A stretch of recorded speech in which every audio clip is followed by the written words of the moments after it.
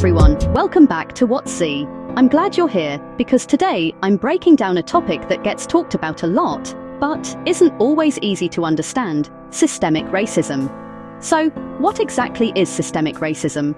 Well, imagine society as a giant game, but some people find themselves playing with an invisible disadvantage. Systemic racism isn't just about individuals being mean or using slurs. It's much deeper than that. It's about the way laws, policies, and everyday practices can create unfair outcomes for certain groups of people, even if nobody is actively trying to be racist. Let's get real for a second. Maybe you've heard the phrase "the system is rigged" and thought, well, how? Here's an example.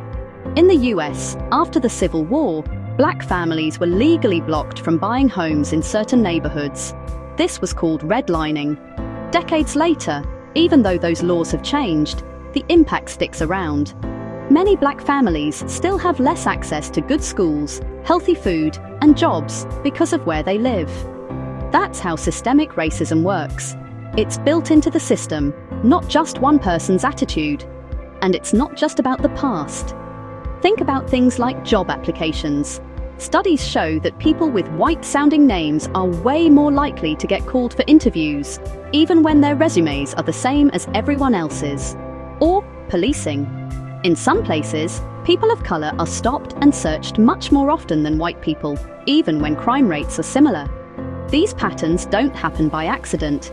They're part of how the system was set up and how it keeps running. Now, you might be thinking, but what if I don't see it happening where I live? That's a fair question. Systemic racism isn't always visible up close. It's like the background music in a film.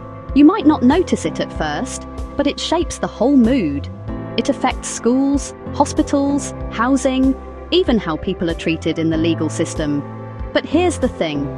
Once you understand what systemic racism is, you start to see it everywhere, in history books, in the news, even in pop culture. And it's not just about calling out problems, it's about figuring out what solutions could look like. Maybe it's fairer policies, new training for police, or changing how schools get funded. The first step is knowing it exists. So, what can you do? Start by asking questions and learning more. Keep your eyes and ears open for the ways systems might be unfair, even if it's not obvious. And if you're not sure about a word or concept, that's totally normal. I want this to be a place where you can ask anything. No judgment, just curiosity. Drop a question or a term you want explained in the comments, and I'll make sure to cover it in a future video.